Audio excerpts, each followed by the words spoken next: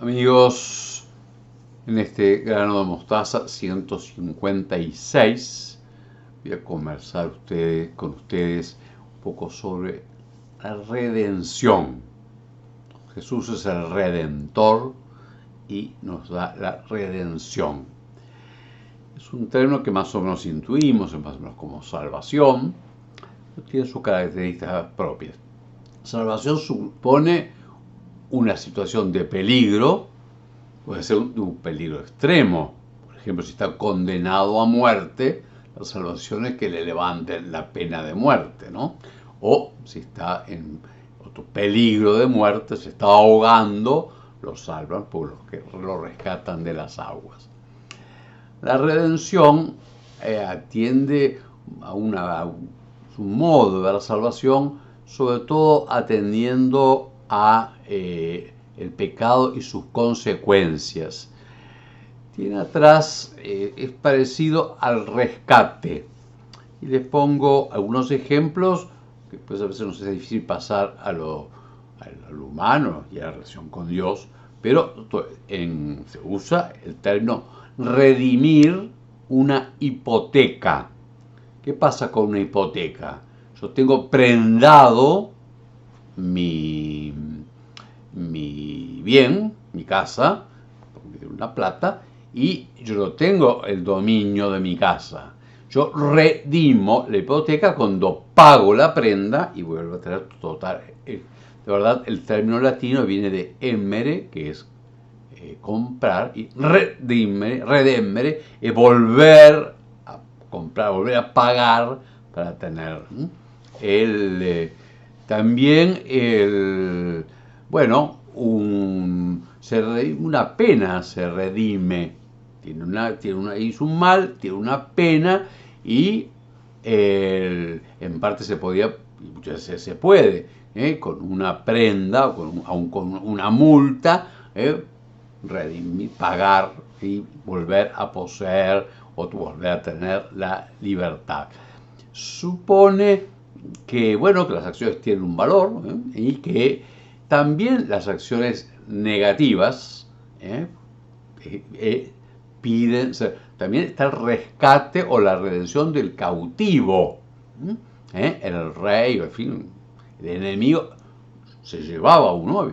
Era muy frecuente en la Edad Media las invasiones de distintos grupos musulmanes a las costas de Europa y se llevaban presos, se llevaban para el África a cristianos y exigían que para la redención era pagar un rescate, el rescate para que volvieran a tener libertad, volvieran a su familia.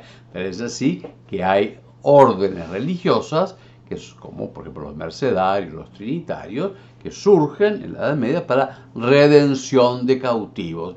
Incluso algunas veces, y el final último no es solamente que adquiriera la libertad, que no perdiera la fe, que es la que salva. Porque en esas situaciones tremendas de cautiverio, a veces le devolvían la libertad si negaba a Jesucristo, pisaba una cruz y se entregaba al Islam. Entonces, algunas veces no solamente se pagaba rescate, se buscaban bienes, se daban bienes para redimir cristianos, para redimir cautivos, sino que incluso alguna vez algún religioso se ofrecía él mismo como precio de rescate para que otro fuera liberado, sobre todo un padre de familia, etcétera, ¿no? Para que pudiera volver a la libertad.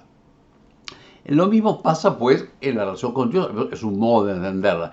El hombre con el pecado se hace deudor. No, parece que como todo que corregirlo, no es porque Dios esté cobrando deudas, pero en fin, el sostenimiento del sentido de la existencia es Dios, y el hombre con su pecado merece y de algún modo tiene que recibir, deshacer eso que hizo. Aún pasa entre nosotros. El perdón verdadero perdón es gratuito, pero a su vez, cuando son deudas comerciales, hay que saber como la redención de la hipoteca, ser lo más personal. El perdón es gratuito, pero a su vez pide intrínsecamente que el que recibe el perdón cambie, rehaga.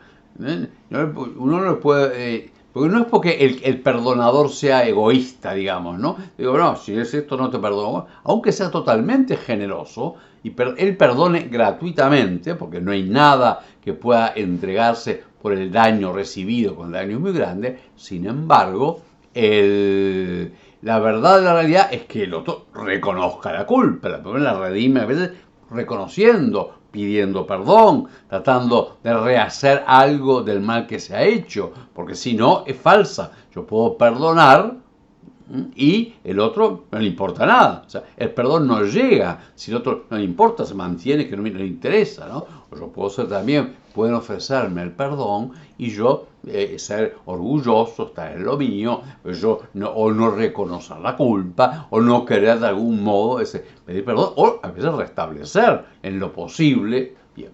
Entonces Dios, corazón con Dios también. Repito, no porque Dios esté como midiendo, Dios no necesita nada.